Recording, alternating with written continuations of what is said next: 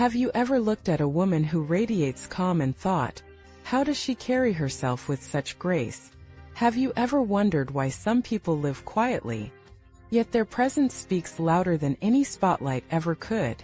What if real wisdom had nothing to do with speaking more but knowing exactly when to stay silent? Welcome back, my dear friend.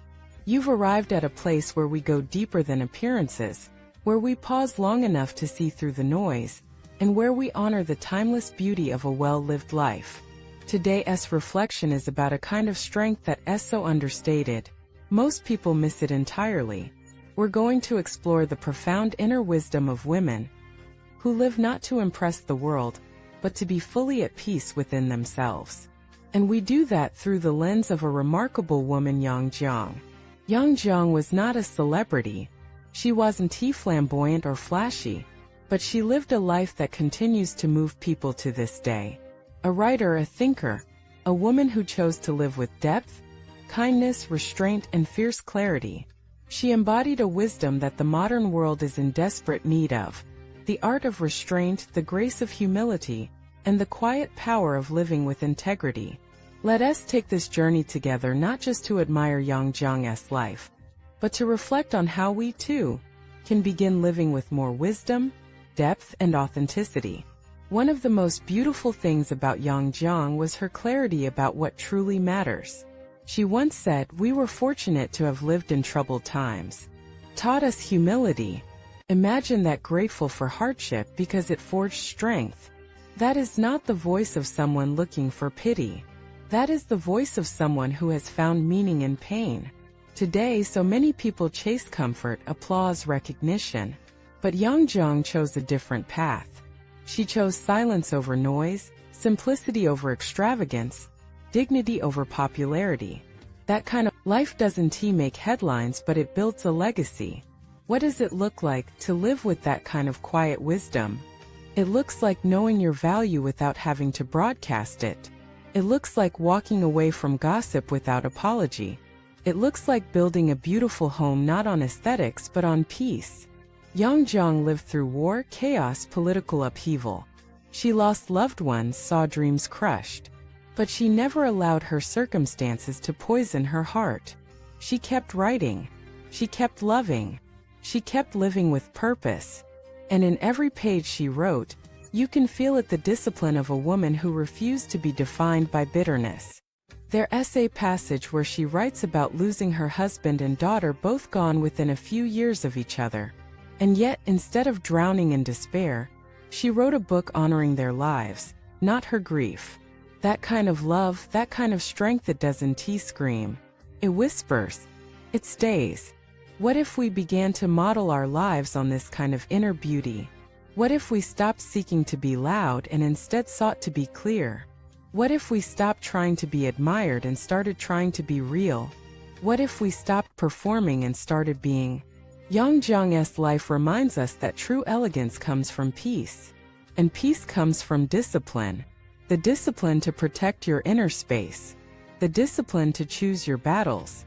The discipline to walk your own path, even if no one claps for you.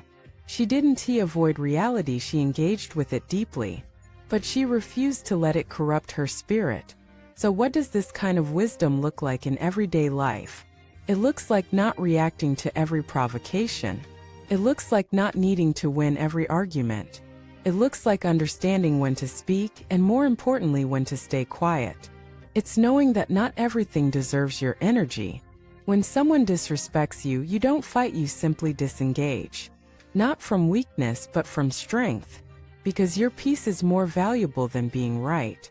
When others chase popularity, you chase purpose. When others seek validation, you stay rooted. When others move fast, you move deliberately. This wisdom is not gendered. It's not about being soft. It's about being centered. And for women especially, in a world that constantly pressures them to be more, do more, impress more, Jiang is a reminder that you can be powerful by being whole. You don't need to prove yourself when you know yourself. You don't need to be louder when your life is already speaking. Jiang was a master of self-restraint. She rarely gave public interviews. She didn't chase attention. She didn't care about being misunderstood. Her work, her love, her discipline, they spoke for her. And that's the invitation we receive from her legacy, not to retreat from the world, but to meet it with inner order. To organize your life not by trends but by truth.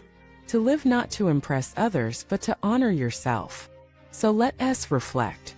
How do we build that kind of clarity? Starts with self-reflection. Take time to be alone. Not lonely alone. There is a difference. In solitude, you begin to hear your own voice again. You begin to remember what you value, what you want, what you fear, what you believe. Next, simplify. Not just your space, but your mind. Cut away obligations that drain your soul. Cut away comparison. Cut away drama. What remains will be closer to your essence. Then cultivate inner boundaries. Not walls but filters. Protect your peace. Not everyone deserves access to your vulnerability. Jiang chose her circle carefully. She loved deeply, but she didn't scatter herself. Finally, practice restraint. In words, in reactions, in choices. Wisdom often shows itself not in what you say, but in what you don't say.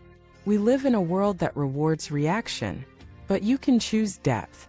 You can choose to pause, to reflect, to stay centered while others spiral. And in that stillness you will begin to shine. Not like fireworks, but like a steady flame. Unshaken, reliable, radiant.